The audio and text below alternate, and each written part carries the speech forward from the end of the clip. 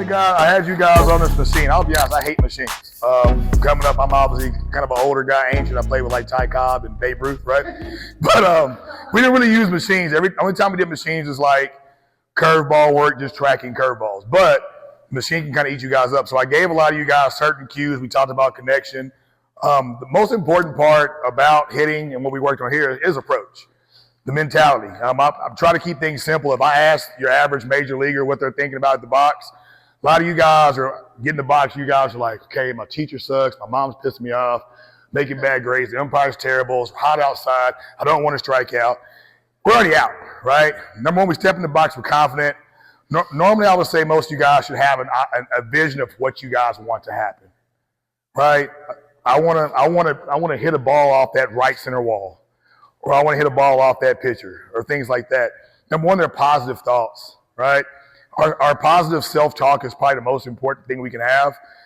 Me and Josh talk about a lot with all the other guys and hitters and coaches about how delusional some professional players are.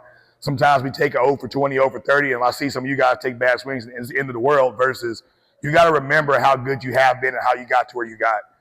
So our mentality has to be like, okay, I'm going to beat this guy to center. I'm going to beat this guy to right center. I want my fastball. What do you hit the best? Fastball where? Okay. Curveball? Ain't no chance, bro.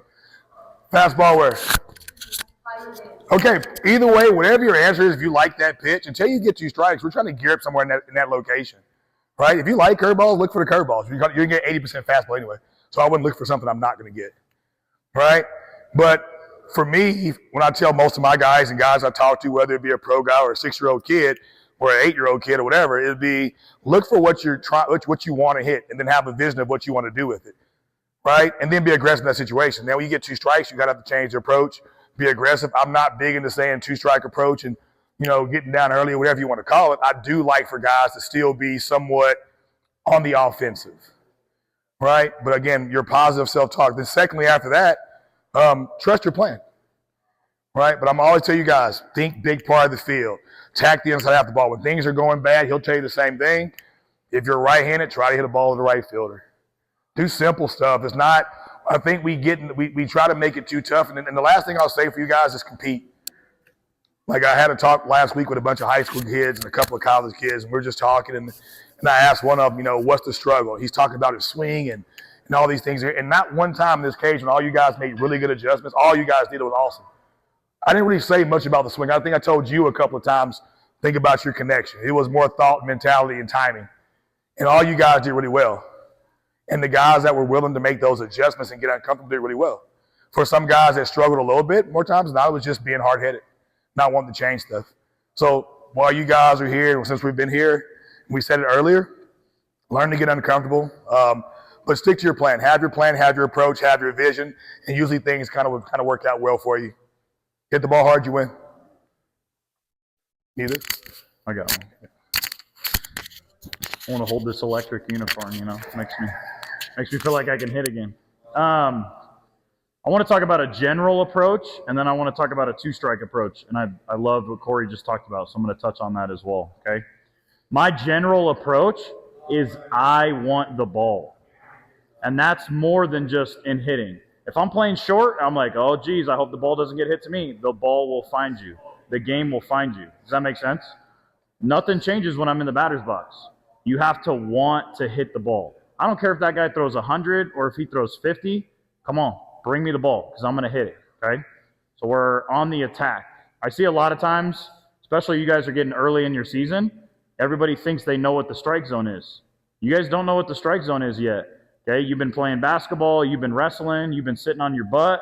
You're having your first couple ABs right now. And you're taking marginal pitches. The umpire's calling them strikes because the umpire's not any good, right? Okay, we know that before the game even starts. Okay, we don't have to find out that the umpire's not any good. Okay, we already know he's not any good. So those marginal pitches, we're going to swing at them. We're going to put them in play. Does that make sense? So early in the season, okay, get your swings off, be aggressive, look to hit. Later in the season, when you know the strike zone, okay, now I can be a little bit more picky. Does that make sense? You guys came to this clinic to learn how to hit. So your first couple of games, get out there and swing it, man. See if all that hard work is paying off. Make sense? Okay. Two-strike approach.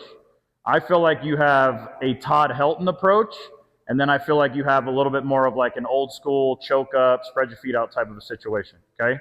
If you don't know what the Todd Helton approach is, Todd Helton says, I practice one swing.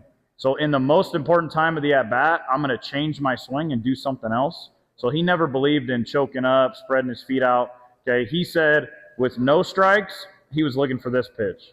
With one strike, he was looking for this pitch. With two strikes, okay, he was protecting. Does that make sense? I love the Todd Helton approach. You guys come in here and practice one swing. Why would I change it? Does that make sense? Okay. I'm going to tell you a little story. So that's one school of thought, Todd Helton. I'm going to tell you a little story, and I'll tell you why I like this approach, okay? I was coaching at Cherokee Trail High School for legendary Colorado coach Steve Eaton, okay? And he said half of the season, he didn't make us do anything with two strikes. He didn't make the players do anything with two strikes. He let them do whatever they want. So half the season, I think it was like 15 games, okay, we had no two-strike hits. And then the second half of the season, he made them go feet glued in with two strikes. Now, let me preface this. We did feet glued in every single day as a drill. We did a hard righty breaking ball, high school kids with their feet glued in, and they were still trying to hit the ball in the gap. Does that make sense? So the second half of the season, he required everybody, once you get two strikes, okay, you got to go feet glued in. I think we had like 13 two-strike hits the second half of the season. But that was because it was something that we worked on. Does that make sense? So if you're going to go spread your feet out, maybe choke up, and go feet glued in with two strikes, it needs to be something that you do every day. Not on the tee, not on front toss, but on live BP and off the machine. Something that I tried to do in my college rounds was I tried to make it an at-bat. So I got 5 pitches, right? It's an 0-0 count.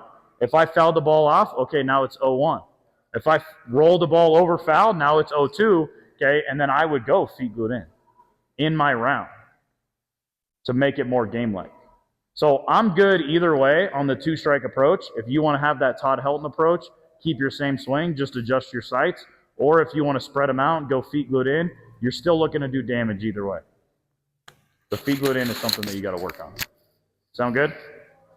Thank you so much for being here today, because you being here means you're taking ownership of your development. And that's what this is all about. Listen to a video of Cory talking the other day. It's your fault. Right where you're at today, if you're not a very good hitter, it's your fault. If you're a really good hitter, it's your fault. If you get cut from your high school team, your fault. If you get drafted, your fault. Make sense? All right. One thing real quick, y'all, and then we'll get y'all out of here. I'm not going to talk about much approach at the plate because those gentlemen just did. But one thing with young hitters is y'all put so much pressure on yourself to get a hit. I got to get a hit. I got to get a hit. I got to get a hit. No, you don't. Your job, and if you will remember this, your job as a hitter is to compete, meaning you're making the pitcher's life difficult, okay? And to the best of your ability, hit the ball hard consistently. If you can compete and hit the ball hard consistently, good things are going to happen, okay? When you struggle, and you will, I would highly, highly, highly suggest that you start keeping track of positive at-bats, okay? You could go to the plate 4 times in a game and not get a hit, but you could have a sac bunt, you could have a sac fly, you could have a ground ball that moves a runner over, and you could take a walk. So I didn't get a hit, but how many times out of those 4 did I do something that helped my team? 4. So I'm 4 for 4 with positive at-bats, even though I don't have a hit in those 4 at-bats, okay?